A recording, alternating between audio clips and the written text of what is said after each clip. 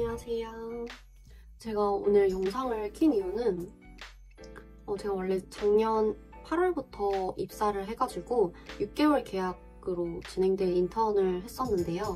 딱 올해 2월이 6개월이 끝나는 기간이어가지고 끝난 기념으로 한번 인턴 관련된 리뷰 영상을 찍어보려고 했었는데 제가 6개월 연장이 됐어요. 그래서 최종 리뷰 영상은 나중에 6개월 뒤에 찍고 오늘은 이 외국계 인턴을 어떻게 준비했는지 그 관련 방법들을 함께 얘기를 해보고 실제 기업에서 업무 환경이 어떤지를 짧게 얘기를 해보도록 하겠습니다. 요즘에 정말 국내 취업이 힘들다는 거를 저도 몸소 느끼고 있는 상태인데요. 이럴 때일수록 제가 생각하기에는 국내 기업만 보는 게 아니고 해외에 정말 무궁무진하고 많은 기업들이 있기 때문에 해외 기업으로 취업을 도전을 해보시는 것도 좋을 것 같아요. 그래서 오늘 영상은 그런 생각을 가지고 계신 분들에게 도움이 되었으면 좋겠습니다. 그럼 우선 첫 번째로 외국계 인턴은 어떻게 컨택을 해야 할지 알려드리겠습니다. 우리가 지금은 많이 사람인이나 잡코리아 같은 국내 사이트를 이용을 많이 하잖아요. 저도 실제로 대학교 3학년 때부터 이제 사람인이랑 잡코리아에서 채용 공고들을 항상 확인을 하고 지원을 했었습니다. 그런데 이제 국내 사이트를 보게 되면은 외국계 기업을 다루는 곳이 그렇게 많지 않아요. 그래서 외국계 기업을 컨택을 하기 위해서는 첫 번째로는 헤드헌터를 활용하는 것입니다. 회사 중에서도 외국계 기업들을 이제 위주로 채용 공고를 올려주는 그 헤드헌터 회사를 살펴보시면은 그런 회사들은 이제 외국계 관련 기업 채용 공고만 많이 올리는 경우가 있어요.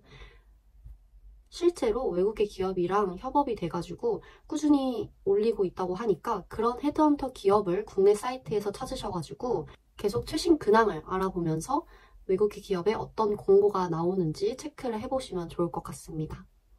저도 이번 회사에서 인턴을 지원하게 된 경로가 헤드헌터를 통해서 지원을 하게 되었습니다.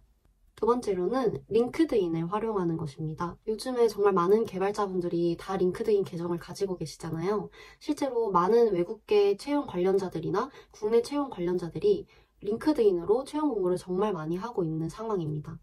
그리고 여기서 꿀팁을 드리자면은 링크드인 프로필을 영어 이름도 추가를 해놓으시고 내가 한 활동들을 영어로 추가로 다 적어주시면은 검색에 더 잘 걸려가지고 많은 채용 기회들을 얻으실 수 있습니다. 세 번째로는 내가 가고 싶은 외국계 기업 채용 사이트를 수시로 확인을 하는 것입니다.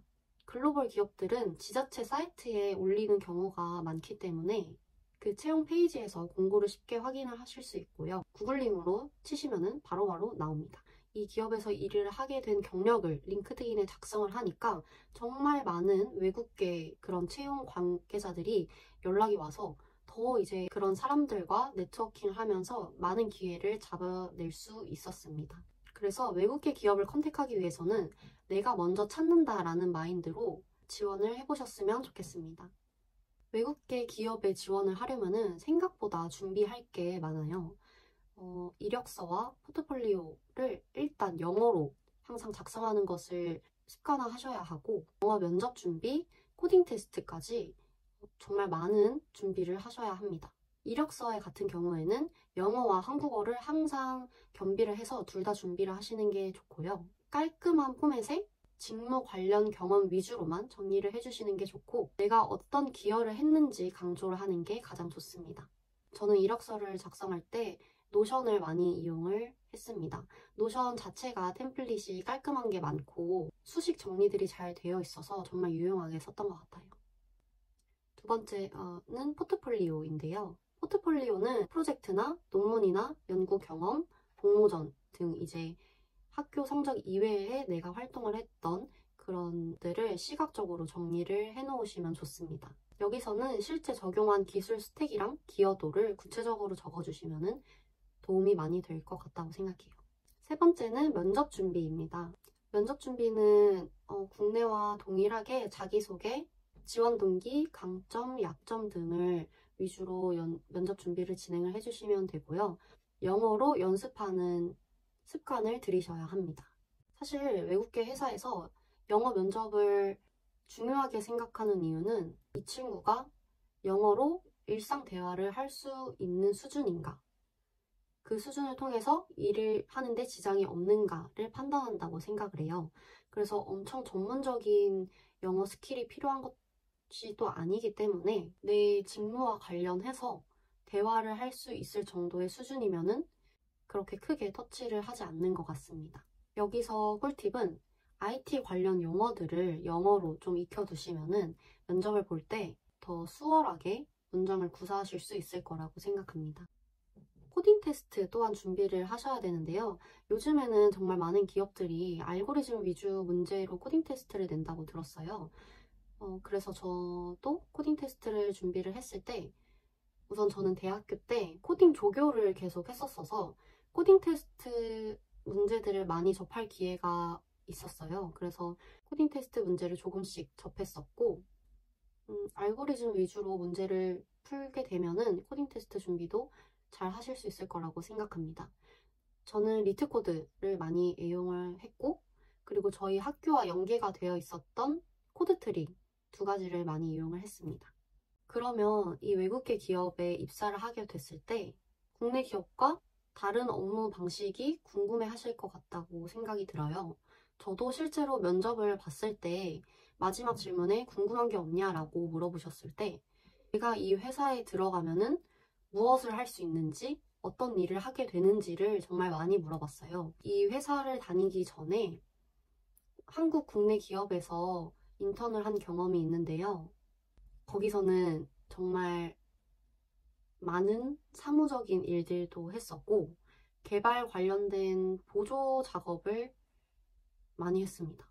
예를 들어서 데이터 수집이나 전처리, 되게 수기로 해야 하는 귀찮은 작업들을 많이 도움 맡았었고, 보고서 작성이나 엑셀 정리 등 개발 외의 일들도 정말 많이 했었습니다. 그래서 솔직히 말하자면은 재미가 없었어요. 물론 실제 산업 현장에서 내가 도움이 되고 있는 것 같다라고 생각을 했을 때는 너무 좋았지만 내가 진짜 원하는 일을 할 수 없다라는 생각이 드니까 조금 지루했던 경험이 있었어요. 그래서 저도 이 부분을 가장 중요하게 생각을 했었는데요.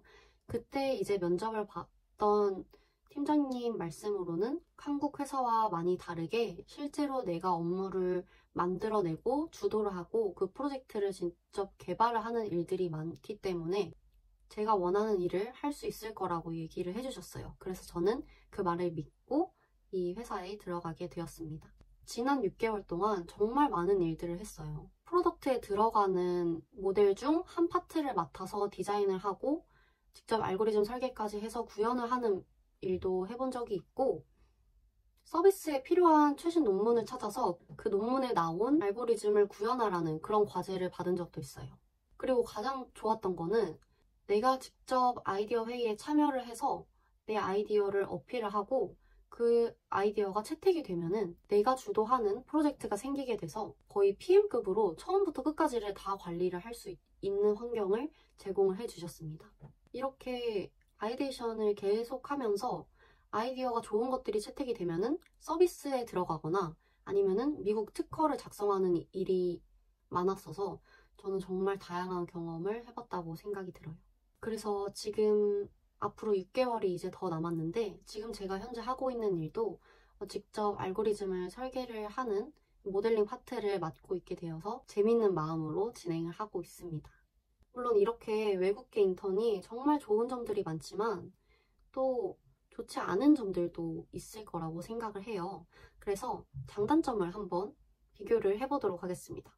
일단 장점부터 말씀드리자면은 거짓말 안 치고 진짜 수평적인 조직 문화를 가지고 있어요.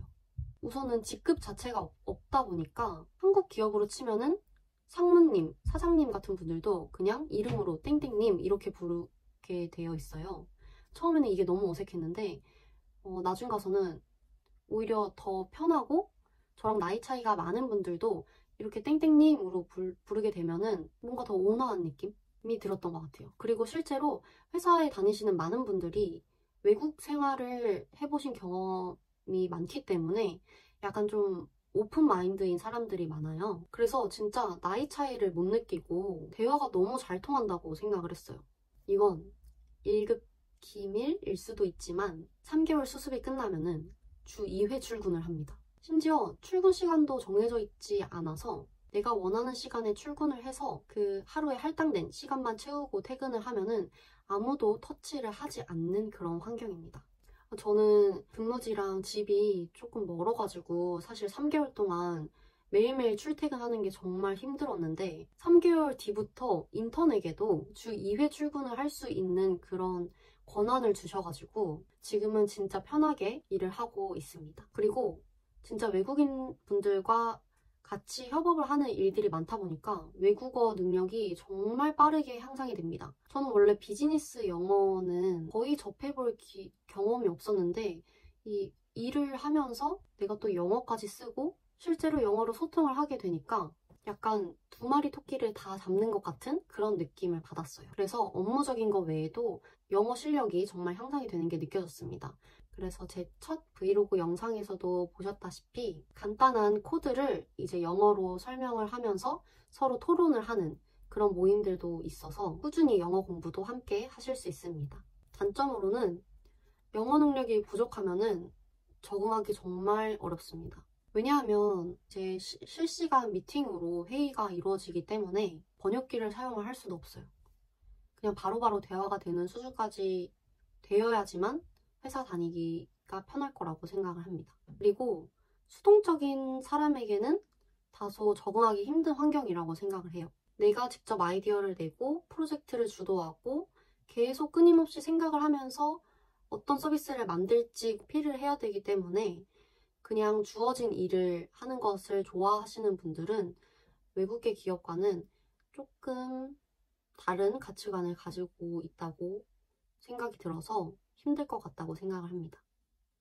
그리고 또 단점으로는 가끔 저녁에 미팅이 잡혀 있어요. 시차가 다르다 보니까 한국 시간으로는 9시부터 11시 사이에 가끔씩 저녁 미팅이 잡혀 있는데 이 부분이 살짝 단점이라고 생각을 해요. 제 위에 팀장님들을 보면은 저녁에도 종종 미팅을 하시더라고요. 그래서 재택근무가 가능한 거라고 생각을 해요.